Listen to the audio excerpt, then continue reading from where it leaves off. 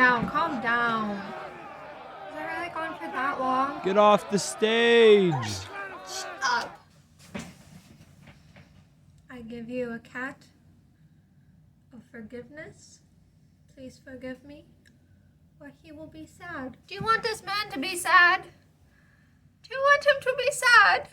What's up, guys? My name is Moo, and I have been gone for a long time. I understand. Okay, we all know. It's been a long time, and I know, and I'm sorry. But I'm a college girly. It's been busy. I haven't had much time to read, let alone film videos, and it's been devastating. And I think about this channel every single day, and you know why? Because I have reminders on my phone every single day telling me to look at this channel. I care. Who cares? Oh, this is already a train wreck. But yeah, my name is Moo. I'm a college student who loves reading, and I'm here to share that love with all of you. So, we've been gone for a long time, but we're here now. And isn't that what matters? Isn't that what matters, that we're all together now?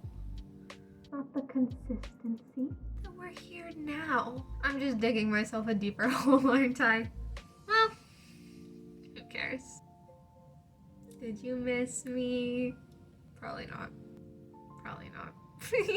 But today we are back, and like true Moo fashion, we're gonna come back with a tried and true classic, one of my personal favorites.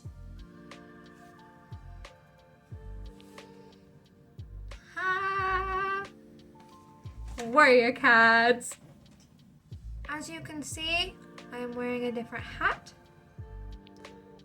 For one, I just think that this looks so much more crazy cat lady than my other hat. My other cat was just like, oh, cute little like squishmallow. Oh, we love.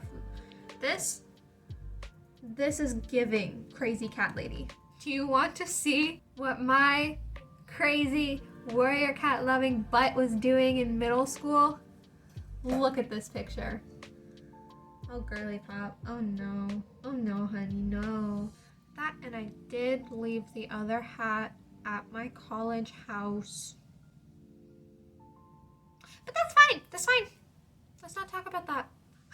I also switched rooms in college, so the whole setup that I had in that one video on the Great Influenza, that's not a setup anymore. That's not my setup anymore. So I might try to film again at that house, but it is kind of difficult. So I don't know. We'll see how it goes. We'll see where the next few videos are. I was going to film more today, but then I forgot my reading journal also at my college house. I'm doing amazing, but it's okay. Luckily, Warrior Cats, I know the plot very well. I also have a little sticky note. Wow. Not gonna get too into that, but I have a little sticky note. It's cutie. So we'll read off of that. And yeah, I think we should just get into it. So the second Warrior series published, and the third chronologically, is called The New Prophecy. So the New Prophecy, as you may be able to guess, is about a new prophecy in the clans. So the prophecy before in the original series was fire alone will save our clan. And who saved the clan? Firestar. Da-da-da. We love that man. He's a cat, not a man, but we love him. We do. And this one, the prophecy doesn't come until the later half of the series, but spoiler alert, the prophecy is before there is peace, blood will spill blood, and the lake will run red. Scary, I know, yeah. This is a children's book. Yeah, this is kind of a children's series. I read it when I was 10 years old, and I was just like, wow, this is cool. There's nothing wrong with this. And now I'm like, am I okay? Does that explain why I am the way I am now? But you know what?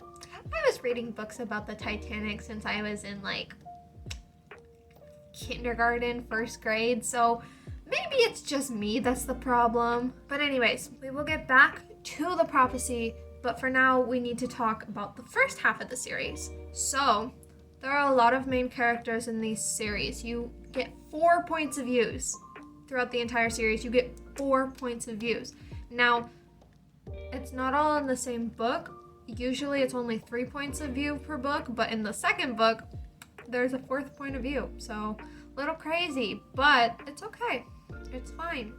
So, I'll go over. There's Brambleclaw, who is the son of Tiger Star. There's Squirrel Flight, or Squirrel Paw, who is the daughter of Firestar. So, Tiger Star, Firestar, enemies. Just think about that, keep that in mind.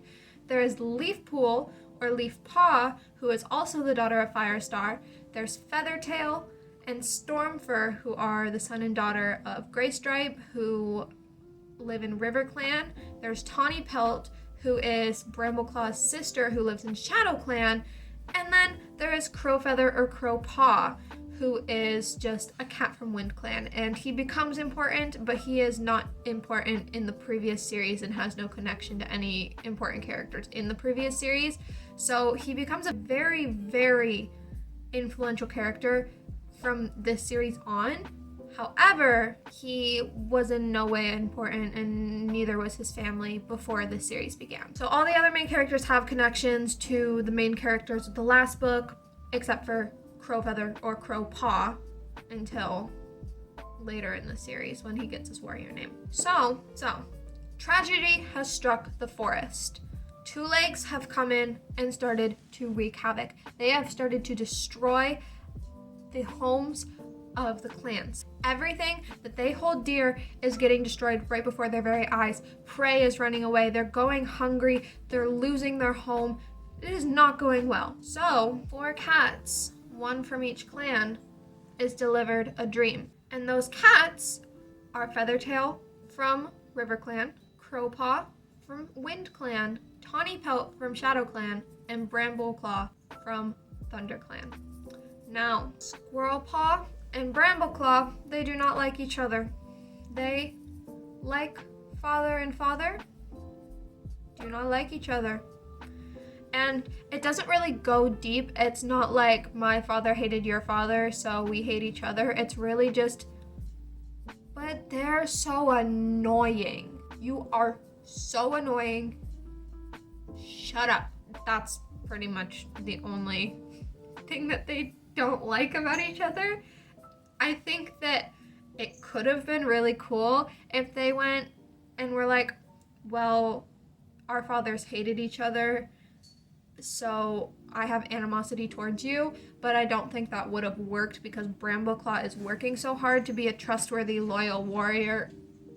Can y'all not fight? My cats are trying to become warrior cats in the background. But Brambleclaw is trying to become a loyal, trustworthy warrior of ThunderClan, so I just don't think that plot point would have worked, which makes sense, but it would have been a little cooler than, but he's just so annoying. But I love this series, so you know what? I'm not going to complain that much. Well, you'll hear more about those complaints later. So, the 4 cats get the dream, and they're told to meet at 4 Trees, which is the gathering place for the 4 clans where they meet at peace. We've gone over this. So, they meet, and Stormfur decides to go with his sister because he goes, I'm not going to leave your side. Like, I don't care what StarClan told you. I'm coming with you. And Squirrelpaw is just annoying, and she's just like, what the hell is he doing? I'm going to go see and make sure that he's not getting into trouble because he tends to. Which, you know, fair, whatever. I love Squirrelflight. I love Squirrelpaw. Like, she was my favorite character of the series, so like I'm not bashing that. She's definitely very immature. She was a young apprentice, so you know, it makes sense why she'd be immature, but yeah, she's like, where is he going late at night by himself? That's suspicious. that's weird. So she follows, and they realize that they're all called together and they need to go to the Sundrown Place. Now, what is the Sundrown Place? They will figure that out as they go on their journey. They are told to follow the setting sun to the Sundrown Place, and they will find answers. Midnight will tell you the answers. So they're like, all right, we gotta go. And Squirrelpaw is like, well, no way. You're leaving without me. I'm coming. You can't stop me. You gotta let me go. And Brother McClaw's like, this is so annoying, but fine, you can come. I don't remember the exact reason why he says she can come, which I think is a little weird, but he goes, fine, you can come. Meanwhile, we get the dual perspective because Leafpaw is staying in the clans, and we get her perspective through a lot of the book. We see the cats slowly falling into decay. Cats are dying. Cats are getting sick. They're starving. ThunderClan's home gets destroyed during their journey to the Sundrown Place. So we get to see that all through Leafpool's point of view. And Leafpaw is becoming a medicine cat under Cinderpelt, who is the previous medicine cat who injured her leg. That's why she's a medicine cat. So we see this decay, and all while that is happening, the group of 6 cats go to the Sundrown Place. And they all mostly get along. They're all very cordial. They recognize that they're from different clans, but there's this bond that they are having doing this journey together, that they're becoming friends past clan borders and getting closer together. The only one who is mostly apprehensive is Crowpaw. He is argumentative, aggressive, suspicious. He doesn't trust easily, which is fair, because if you're taught your entire life that people outside of these clans are supposed to be enemies, sure, you are going to be hostile, but he tends to be hostile regardless of who he's interacting with. So like Wind Clan cats too, but that's neither here nor there. He is hostile, argumentative, but he goes along anyways, and he is stubborn, but he ends up following rules anyways. He just does it with an attitude. So by the end of book 1, they find the Sundrown Place, which is actually the ocean. The ocean is drowning. The sun is what it looks like to the cats, but it's really just that the sun is setting behind the ocean. And it looks like the sun is sinking into the ocean from a cat's point of view. Cats don't know science. They don't go to college. Anyways, at the Sundrown Place, they're supposed to see what Midnight tells them. But Midnight rolls around and they're like, the sky is not telling us what is going on. And then they come face to face with a badger. So basically, in Warrior Cats, badgers are the most dangerous animals that these cats can ever encounter. They're just ruthless animals who kill just to kill. They kill for sport, and that will come up later. But the badger that they meet at the Sundrown Place is no ordinary badger. This badger speaks cat. So this badger's name is Midnight, and Midnight is telling these 4 cats plus the 2 that came along that they need to move from their home because they have all the answers. For some reason, Midnight can talk to StarClan too. Who would have guessed? I feel like if StarClan could tell Midnight that the clans needed to move, then they could have told the medicine cats the clans needed to move. But that wouldn't make for a good story. Let's just ignore the inconsistencies and the illogicalness. I'm a language major. Why can't I speak? But yeah, let's ignore all that because this makes for a good story. And if you're a Warriors Cats fan, you know that there's inconsistencies. There's things that are illogical. There are things that just don't make sense.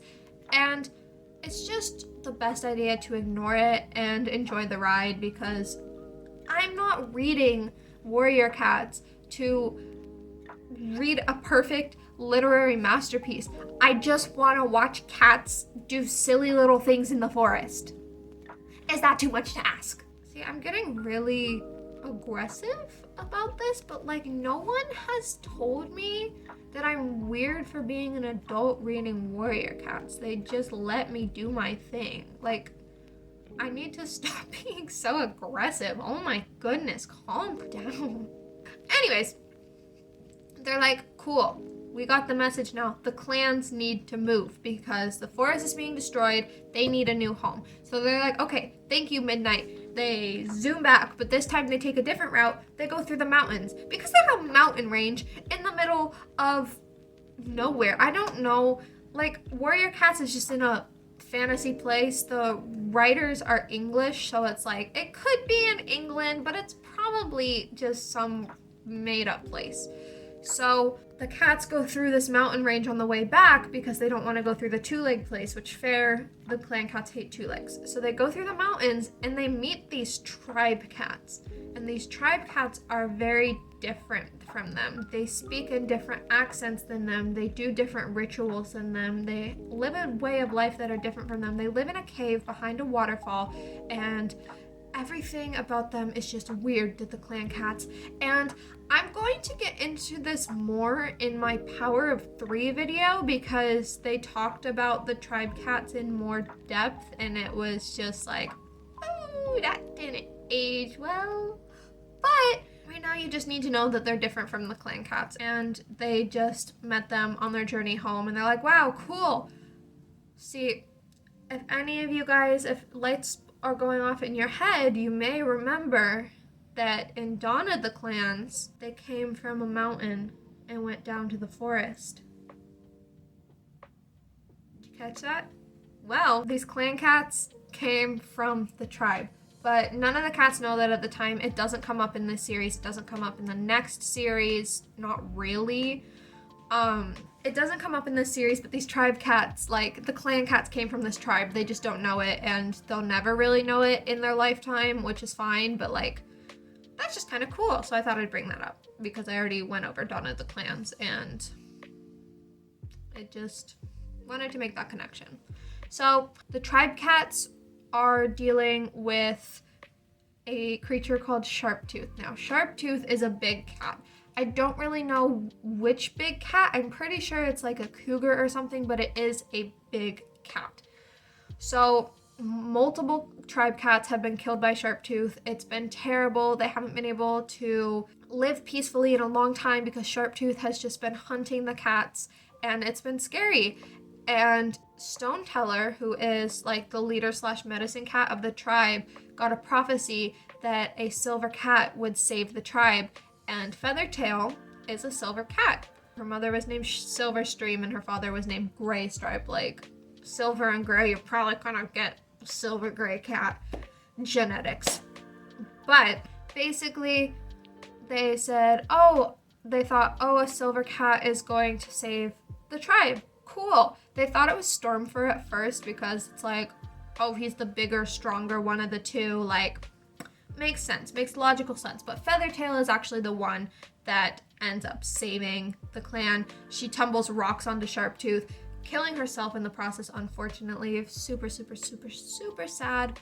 But she's buried at the tribe, and they all end up going home. Crowpaw had fallen in love with Feathertail at that point. They had actually fallen in love with each other, so he went home really depressed, even more angry and aggressive than ever. He was already stubborn beforehand, but now even more so. He's more upset about everything that had happened. So they go back. They see the forest is absolutely wrecked. We've been knowing this, like, because of Leafpool's perspective. We knew that the forest was just in disarray, but we see it through the Journey cat's perspective for the first time, and they're like, this is terrible. We got a prophecy. We gotta go this way. So, yeah, with the entire clans, all 4 clans, they pick up all of the cats. They don't really have belongings. I was gonna say pick up belongings, but they don't have belongings. They're silly little forest cats. They pick up all their clans and they go. They go through the mountains again, and basically the 3rd book is this whole journey again. There's a lot of walking in this series. It's really just we're gonna walk to the sundown place in book 2. We're gonna walk back home in book 3. We're gonna walk to a new home. And it goes on for a long time. But that's okay. That's okay. I'm still here for it. It was still new and fresh back then. I love it. I was excited to read it. I had a lot of fun with it. So they end up finding this lake territory. And the stars are dappled on the surface of the lake. They shine brightly, the reflection. They go, this is where StarClan wants us to be. And they settle around the lake. It's really cool. It's very pretty. So the lake territory is where these cats settle. They all find their perfect homes within. ThunderClan finds this gorge of sorts. It's like there's land here and then there's like a little dip and like it's like an old mining thing. I don't know. I think it was human made, but they find it and it's full of like dips and grooves and places where they can shelter, and there's an even higher ridge on the other side, and it really just shelters them. It's great. They love it so much. Love it for them. So they settle in. A lot of stuff happens, but it's not that important. I think the most important thing that does come up in these last 3 books is Brambleclaw's self journey. Now, Brambleclaw has a half-brother in RiverClan called Hawkfrost. Hawkfrost and Brambleclaw look very similar. They also look very similar to Tigerstar. And Hawkfrost is incredibly ambitious. He's incredibly strong. He's big. He's very much like Tigerstar in a lot of ways, but he doesn't seem as overtly evil as Tigerstar does. So he wants to get closer to his brother, but Squirrelflight, who he had gotten very close to on the journey and actually started to fall in love with on the journey. They fall in love with each other. Squirrelflight is like, that's weird. Maybe don't hang out with him. And Brambleclaw's like, well, he's my brother and I want to know my brother. Like, I don't have family in this clan at all. And it turns into this big argument to the point where, like, even though the first 3 books had been them developing their love for each other, like, it completely got destroyed in the sake of, like, a conversation. Like, it crumbled. It crumbled, and Squirrelflight immediately went, okay, well, I'm gonna hang out with Ash for now. Like, we're gonna be buddy-buddy. And, like, making Brambleclaw jealous, or, like, she's hurt, and so she's running to the first available cat. Like, it's this crazy thing. It's like, all of this could have been avoided with a conversation. Like, it's melodrama. Why is there melodrama in a book about silly little forest cats doing things in the forest, like battling and prophecies and like blah, blah, blah. Why is there melodrama? Why? So, like, all of this could have been solved with a conversation. It could have been like, hey, Brambleclaw, I'd really like it if you didn't talk to Hawkfrost. He seems a little off. He seems kind of evil. I don't have any family in the clan. It would be great if I could talk to my brother. My loyalty is still to ThunderClan, though. Okay, just be careful. Don't worry, I will. I solved the problem. See, that's the thing.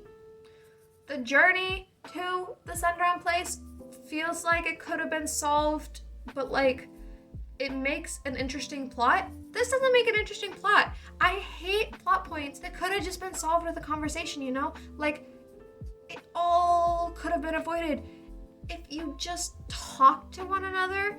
But, like, Brambleclaw for some reason couldn't enunciate his feelings out loud. So Squirrelflight was just like, well, you're siding with your brother instead of with me. So, goodbye.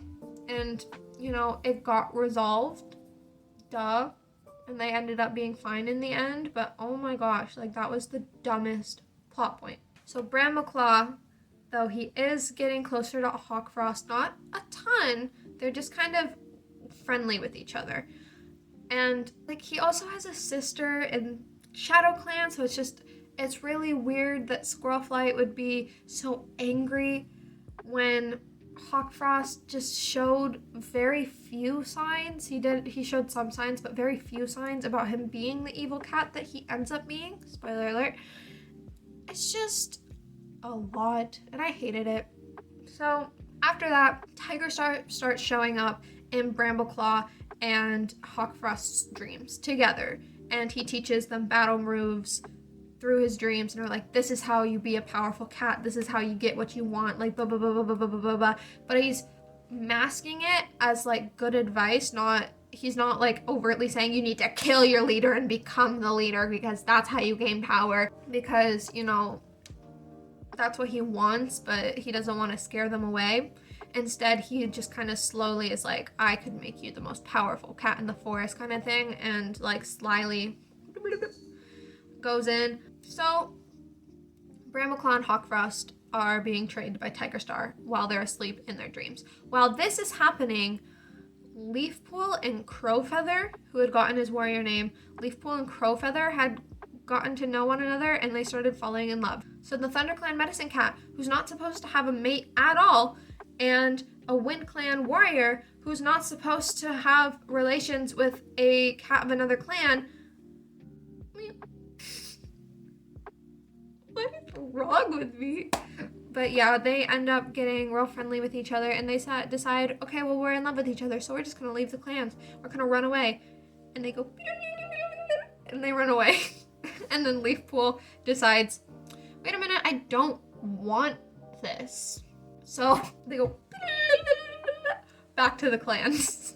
And to Leafpool's dismay, when they get back, badgers are completely wrecking ThunderClan. Like, they were angry that the clan cats came by the lake, and they said, I'm gonna just kind of destroy you guys. So badgers were just all through the camp, and it was scary and terrifying, and 2 cats ended up dying. And one of these cats ended up being Cinderpelt, who was the medicine cat of ThunderClan. And as she died, 4 kits were born, and one of them was named Cinderkit. Remember that for the next video. But Cinderpelt dies, unfortunately, and Leafpool becomes the medicine cat, and she has to choose her clan over Crowfeather, and it leaves Crowfeather extremely bitter because now he had lost 2 cats he loves more than anything, and he is like, okay, I'm done with this. I'm so done. And he goes back to WindClan. Now, as I said before, there is a prophecy: before there is peace, blood will spill blood, and the lake will run red. The last climactic point in the book was that Brambleclaw had to save Firestar because Hawkfrost had set up a trap for Firestar in order to kill him so that Brambleclaw could become leader. Now, Brambleclaw, because of the good things that he did for the clan, he became deputy, because the former deputy, who was Greystripe, ended up disappearing and got captured by the Two Legs, so they were without a deputy for a long time. For the whole journey to the lake, they were without a deputy. And Firestar appoints Brambleclaw deputy, and he's honored, and he goes, my loyalty is to ThunderClan. Now, he sees Firestar in a fox trap, because Hawkfrost had set it up that Firestar would get stuck in a fox trap. So he almost dies, but Brambleclaw chooses ThunderClan over his kin, over his brother, Hawkfrost, and saves Firestar. After that, he kills Hawkfrost because Hawkfrost tries to kill him and Firestar, so he does it to save his life and Firestar's life. And that is the prophecy being fulfilled. Blood will spill blood. They are blood related, so they spilled blood. You guys understand it. So that was the last point. Finally, there's peace in the clans. They can settle in their own home. They are able to finally have peace at last in their new home. Free from Two Legs, free from conflict, at least for the time being. Yay! Okay, so this video is getting long, so I really quickly, I'm gonna go off the deaths that I found most interesting. First were the tribe cats killed by Sharptooth. That was a really interesting point. Like, you know, you wouldn't expect to see mountain lions and warrior cats, and I never did before this. So like, very interesting to me. Feathertail, the falling rocks, Sharptooth, all that. I already explained it.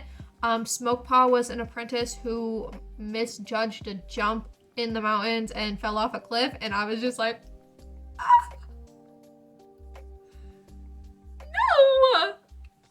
But unfortunately, Smokepaw did die.